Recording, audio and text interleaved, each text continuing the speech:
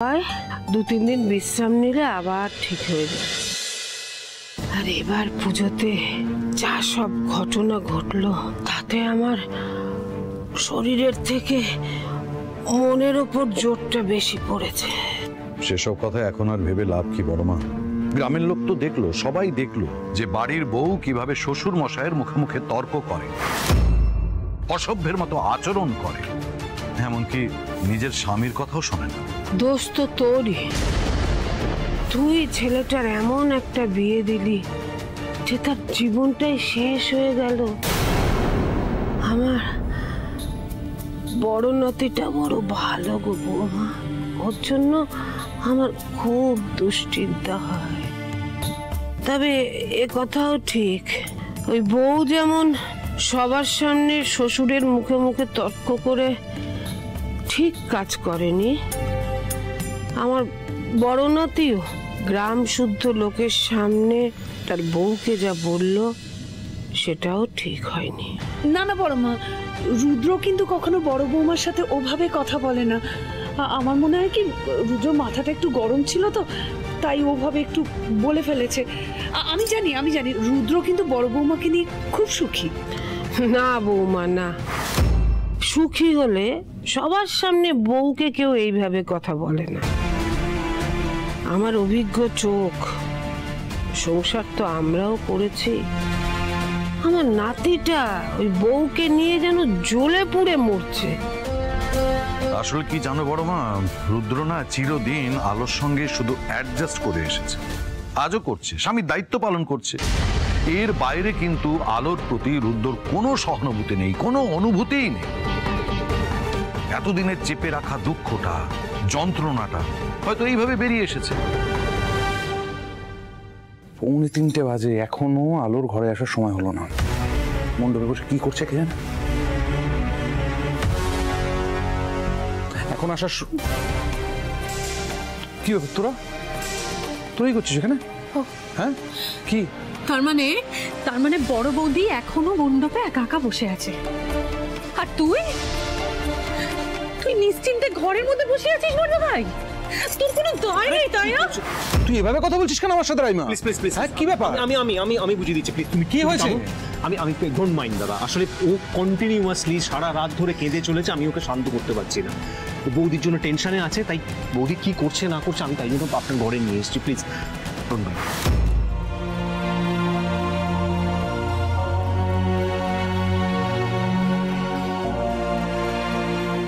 যাওক, আলোরানি শেষটায় ঘুমাইতে গেছে। ইয়া আল্লাহ, এবারে ফজরের নমাজখানা নিশ্চিন্তে পড়তে পারুম।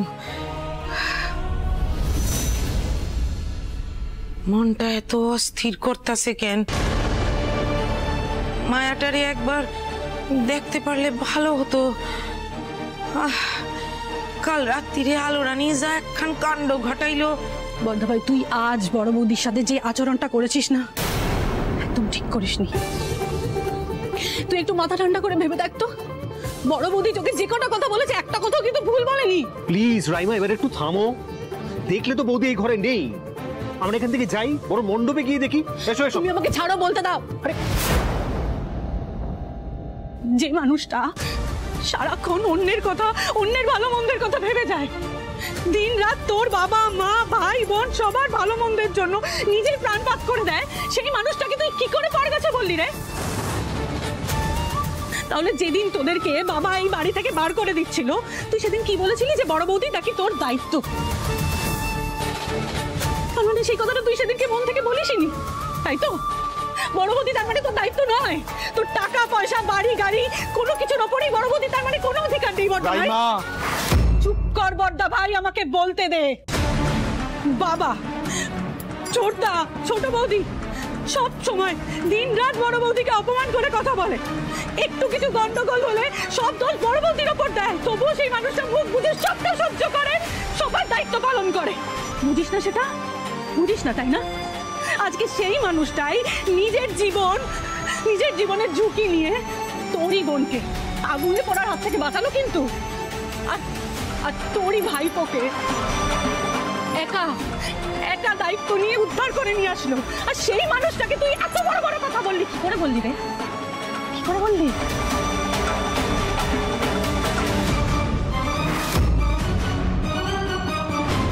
তুই বড় বৌদিকে এত কষ্ট দিয়ে কি করে কথা বললি বলতো পড়তে ভাই? কি হচ্ছে এটা কি রাইমা? তুই তুই তুই বোধহয় নিজের সেন্সেই ছিলিস না, তাই না বড়দা ভাই? তুই নিজে জানিস তুই কি কি কথা বলেছিস বড় বৌদিকে? হ্যাঁ, শুধুমাত্র ওই মানুষটা একটা চাকরি করে না, টাকা পয়সা উপার্জন করে না বলে তুই এতগুলো কথা শুনিয়ে দিলি। আলো রানী রে, তোমরা কেউ দেখছো? সে এখানে নাই। মানে আলো তো মণ্ডপে আছে বলে জানি। আমি যখন মণ্ডপে গেলাম তখন প্রায় রাত 1টা, সেই সময় তো বৌদি দেখলাম ঠায় একইভাবে বসে রয়েছে। হ, আমিও তো তারে দেখছি। এরপর হজরের নামাজ পড়তে যাবো, মায়াটার জন্য কেমন মনটা টানতেছিল। মণ্ডপে যাইয়া দেখি সেখানে আলো রানী নাই। এরপর ভাবলাম যে বোধহয় ওই ঝিলিক রানীর ঘরে আছে, তো দেখি ওখানেও নাই। কি হলো, মায়াটা কোথায় গেল? মানে আমি কিন্তু এতক্ষণ ধরে ভাবছি ও মণ্ডপেই আছে। ও রুদ্র, আমার মনটা কেমন কু ডাকতেছে গো। আলো রানী যদি ভালো মন্দ কিছু একটা হয়ে যায়। আপা, আপা এসব কি কি বলছো তুমি? এরকমটা কেন হতে যাবে? এরকম এরকম এরকম কিছু হয়নি, কিছু হয়নি এরকম। তুমি সব কটা ভালো করে খুঁজেছিলে? না, আমি ওই তাহলে কেন বলছো আপা?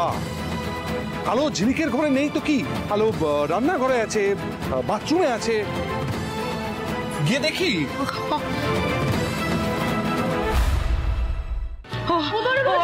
রাইমা বেটা, আচ্ছা আলো রানী ছাদে যায় নাই তো? একটা কাজ করো না, তুমি আর রাইমা ঘরগুলো দেখো, আমি ছাদে দেখছি।